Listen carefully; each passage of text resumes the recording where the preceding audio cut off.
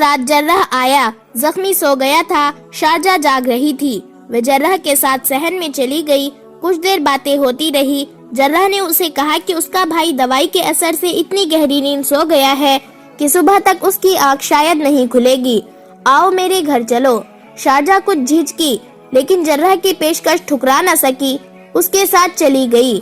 یہ خبرو جواں سال اور حکیم طبع جرح اکیلا رہتا تھا۔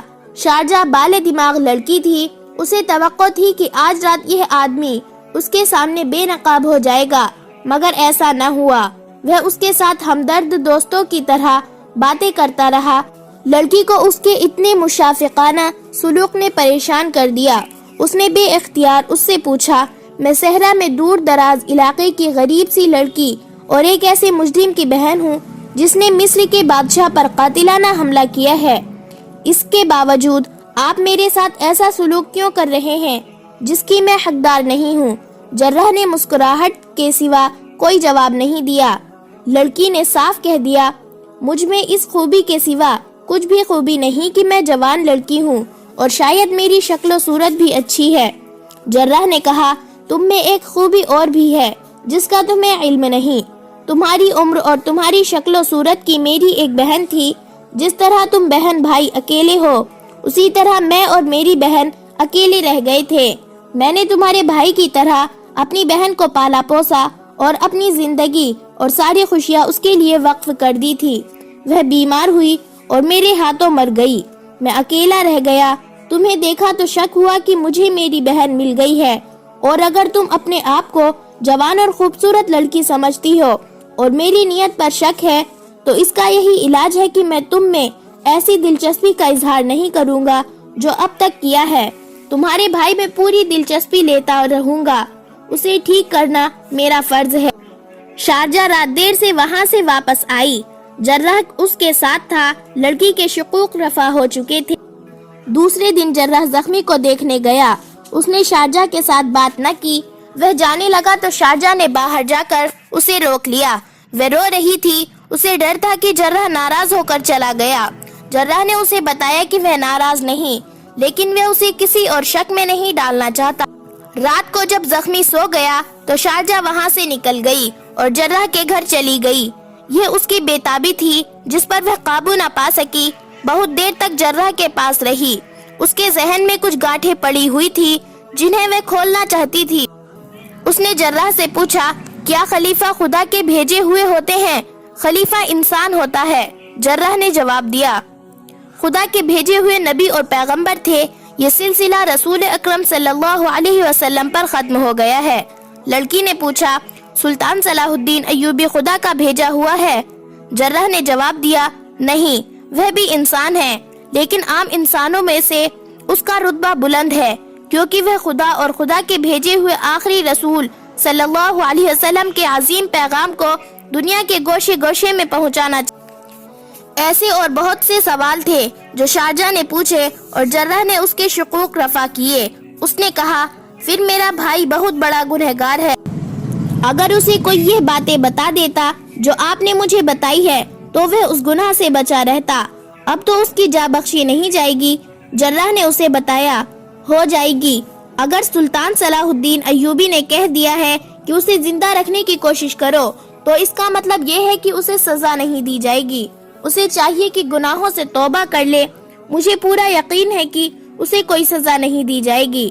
شارجہ نے روتے ہوئے کہا، میں ساری عمر سلطان صلاح الدین ایوبی کی اور آپ کی خدمت میں گزار دوں گی اور میرا بھائی آپ کا غلام رہے گا۔ وہ جذباتی ہو گئی۔ اس نے جرح کے ہاتھ پکڑ کر کہا، آپ مجھ سے جو قیمت وصول کرنا چاہیں میں دوں گی۔ آپ مجھے اپنی لونڈی بنا لے، اس کے عوض میرے بھائی کو ٹھیک کر دے اور اسے مرنے سے بچا لے۔ جرح نے اس کے سر پر ہاتھ رکھ کر کہا، قیمت اللہ سے وصول کی جاتی ہے۔ بھائی کے گناہ کی سزا بہن کو نہیں دی جائے گی اور بھائی کی صحت کی قیمت بہن سے وصول نہیں کی جائے گی۔ سب کا پاسباں اللہ ہے۔ اسی کی ذات باری نے مجھے تمہاری عصمت کی پاسبانی اور تمہارے بھائی کی صحت کی ذمہ داری سونپی ہے۔ دعا کرو کہ میں اس امانت میں خیانت نہ کروں۔ بہن کی دعا عرش کو بھی ہلا دیا کرتی ہے۔ دعا کرو، دعا کرو۔ اس خدا کی عظمت کو یاد رکھو جس کے خلاف تمہیں گمراہ کیا جا رہا ہے۔ جراح نے اس لڑکی پر طلسم طاری کر دیا۔ ایک تو باتیں ہی ایسی تھی جو جراح نے اسے بتائی تھی۔ تاثر تو جراح کے سلوک نے پیدا کیا تھا۔ جراح کے متعلق تو اسے کچھ اور ہی شک ہو گیا تھا، لیکن وہ کچھ اور نکلا۔ اسے جیسے احساس ہی نہیں تھا کہ ایسی تنہائی میں اور رات کے وقت اتنی حسین اور جوان لڑکی اس کے رحم و کرم پر ہے۔ رات آدھی گزر چکی تھی۔ جراح نے اسے کہا، اٹھو، تمہیں وہاں تک چھوڑ جاؤں اور تمہارے بھائی کو دیکھ آؤں۔ دونوں گھر سے نکلے اور آہستہ آہستہ چل پڑے۔ رات تاریک تھی۔ وہ دو مکانوں میں پچھواڑوں کے درمیان سے گزر رہے تھے۔ یہ چھوٹی سی ایک گلی تھی جس میں سے گزرتی ہی وہ مکان آ جاتا تھا جہاں زخمی حشیشیان قید میں پڑا تھا اور اس کے دروازے پر سنتری کھڑا رہتا تھا۔ وہ دونوں اس گلی میں داخل ہوئے ہی تھے کہ پیچھے سے دونوں کو مضبوطی بازوؤں میں جکڑ لیا گیا۔ دونوں کے منہ کپڑوں میں بند گئے۔ ان کی آواز بھی نہ نکل سکی۔ جراح جسمانی لحاظ سے کمزور نہیں تھا، مگر وہ بے خبری میں جکڑ لیے گئے تھے۔ حملہ 4-5 معلوم ہوتے تھے۔ انہوں نے دونوں کو اٹھا لیا اور تاریکی میں غائب ہو گئے۔ کچھ دور گھوڑے کھڑے تھے۔ جراح کے ہاتھ پاؤں رسیوں میں باندھ دیے گئے اور اسے گھوڑے پر ڈال کر ایک آدمی گھوڑے پر سوار ہو گیا۔ اسے کسی کی آواز سنائی دی جو شارجہ سے مخاطب تھی۔ شور نہ کرنا شارجہ، تمہارا کام ہو گیا ہے، گھوڑے پر سوار ہو جاؤ، یہ تمہارے لیے لائے ہیں۔ شارجہ کے منہ سے کپڑا اتار دیا گیا تھا۔ جراح کو اس کی آواز سنائی دی، اسے چھوڑ دو، اس کا کوئی قصور نہیں، یہ بہت اچھا آدمی ہے۔ کسی نے کہا، اس کی تو ہمیں ضرورت ہے۔ کسی نے حکم کے لہجے میں کہا، شارجہ، خاموشی سے اپنے گھوڑے پر سوار ہو جاؤ۔ اوہ، شارجہ کی آواز سنائی دی، یہ تم ہو؟ کسی نے پھر وہی حکم دیا، سوار ہو جاؤ، وقت ضائع نہ کرو، اور گھوڑے سرپٹ دوڑ پڑے۔ ذرا سی دیر میں قاہرہ سے نکل گئے۔ شارجہ نہایت اچھی سوار تھی۔ صبح سنتری بدلنے کا وقت ہوا۔ نیا سنتری آیا تو رات والا سنتری وہاں نہیں تھا۔ اس نے اندر جا کر دیکھا تو وہاں زخمی سویا ہوا تھا۔ اس کے اوپر کمبل پڑا ہوا تھا، اس کا منہ ڈھکا ہوا تھا۔ نیا سنتری باہر والے دروازے پر جا کر کھڑا ہو گیا۔ اسے معلوم تھا کہ ابھی جراح زخمی کو دیکھنے آئے گا اور علی بن سفیان بھی آئے گا۔ اسے یہ بھی معلوم تھا کہ زخمی کی بہن زخمی کے ساتھ رہتی ہے اور اس کے سوا اندر جانے کی کسی کو اجازت نہیں، مگر بہن بھی اسے کہیں نظر نہیں آئی تھی۔ سورج طلوع ہوا تو علی بن سفیان آیا۔ اس نے سنتری سے پوچھا کہ جراح آ چکا ہے، یہ زخمی کو دیکھ کر چلا گیا ہے۔ سنتری نے اسے بتایا کہ جراح نہیں آیا، پہلا سنتری یہاں تھا اور اندر زخمی کی بہن بھی نہیں ہے۔ علی بن سفیان سوچ کر اندر گیا کہ زخمی کی تکلیف بڑھ گئی ہوگی اور اس کی بہن جراح کو بلانے چلی گئی ہوگی۔ علی بن سفیان کے لیے ہی نہیں، یہ زخمی سلطنت اسلامیہ کے لیے بھی مصر جتنا قیمتی تھا۔ اس کے صحتیاب ہونے کا انتظار تھا اور ایک بڑی خطرناک سازش کے بے نقاب ہونے کی توقع تھی۔ وہ تیزی سے اندر گیا۔ زخمی کے سر سے پاؤں تک کمبل پڑا ہوا تھا۔ علی بن سفیان کو تازہ خون کی بو محسوس ہوئی۔ اس نے زخمی کے منہ سے کمبل ہٹایا تو یوں بدک کر پیچھے ہٹ گیا جیسے وہ زخمی نہیں، اژدہا تھا۔ اس نے وہیں سے باہر کھڑے سنتری کو آواز دی۔ سنتری اندر گیا۔ علی بن سفیان نے اسے زخمی کا چہرہ دکھاتے ہوئے پوچھا، یہ رات والا سنتری تو نہیں؟ نئے سنتری نے چہرہ دیکھ کر حیرت اور گھبراہٹ سے بوجھل آواز میں کہا، یہی تھا۔ یہ اس بستر پر کیوں سویا ہوا ہے حضور؟ زخمی کہاں ہے؟ علی بن سفیان نے اسے کہا، یہ سویا ہوا نہیں، مرا ہوا ہے۔ اس نے کمبل اٹھا کر پرے پھینک دیا۔ بستر خون سے لال تھا۔ وہ زخمی حشیشیان نہیں بلکہ رات والے سنتری کی لاش تھی۔ علی بن سفیان نے دیکھا، لاش کے دل کے قریب خنجر کے 2 زخم تھے۔ زخمی غائب تھا۔ علی بن سفیان نے کمرے میں، صحن میں اور زمین کو غور سے دیکھا۔ کہیں خون کا ایک قطرہ بھی نظر نہیں آیا۔ اس سے ظاہر ہوتا تھا کہ سنتری کو زندہ اٹھا کر اندر لایا گیا اور بستر پر لٹا کر اس کے دل میں خنجر مارے گئے۔ اسے تڑپنے نہیں دیا گیا، ورنہ خون کی چھینٹیں بکھرے ہوئے ہوتی۔ وہ مر گیا تو اس پر کمبل ڈال دیا گیا اور قاتل زخمی قیدی کو اٹھا کر لے گئے اور اس کی بہن کو بھی لے گئے۔ صاف ظاہر ہوتا تھا کہ بہن نے زخمی کے فرار میں مدد دی ہے۔ وہ جوان اور حسین لڑکی تھی۔ اس نے سنتری کو پھانس لیا ہوگا، اسے اندر لے گئی ہوگی۔ لڑکی کے ساتھیوں نے سنتری کو بے خبری میں پکڑ لیا ہوگا۔ علی بن سفیان کو اپنی غلطی پر پچھتاوا ہوا کہ اس نے زخمی سے ملنے کی اجازت دی تھی۔ انہوں نے بتایا تھا کہ وہ زخمی کے چچا زاد بھائی اور تایا زاد بھائی ہیں۔ وہ اندر آ کر دیکھ گئے تھے کہ یہاں کی حفاظتی انتظامات کیا ہے۔ اسے بہن کو بھی یہاں رہنے کی اجازت نہیں دینی چاہیے تھی۔ اس نے یہ بھی یقین نہیں کیا تھا کہ وہ لڑکی زخمی کی بہن تھی یا اس گروہ کی فرد تھی۔ علی بن سفیان کو غصہ آیا اور وہ اپنی بھول پر پچھتایا بھی، لیکن اس نے دل ہی دل میں زخمی اور اس کے ساتھیوں کے اتنی کامیاب فرار کو سراہا۔ علی بن سفیان جیسے سراغ رسا کو دھوکہ دینا آسان نہیں تھا۔ وہ لوگ اسے بھی جل دے گئے تھے۔ اس نے نئے سنتری سے کچھ باتیں پوچھی تو وہ اس نے بتایا کہ اس سے پہلے وہ رات کو بھی پہرے پر کھڑا رہ چکا ہے۔ اس نے لڑکی کو جرح کے ساتھ اس کے گھر جاتے اور رات کو بہت دیر بعد دونوں کو واپس آتے دیکھا تھا۔ اس سے علی بن سفیان کو شک ہوا کہ لڑکی نے جرح کو بھی اپنے حسن و جوانی کے زیر اثر لے لیا ہے۔ علی نے سنتری سے کہا دوڑ کر جائے اور جرح کو بلا لائے۔ سنتری کے جانے کے بعد وہ سراغ ڈھونڈنے لگا، باہر گیا، زمین دیکھی، اسے پاؤں کے نشان نظر آئے، لیکن نشان اس کی مدد نہیں کر سکتے تھے۔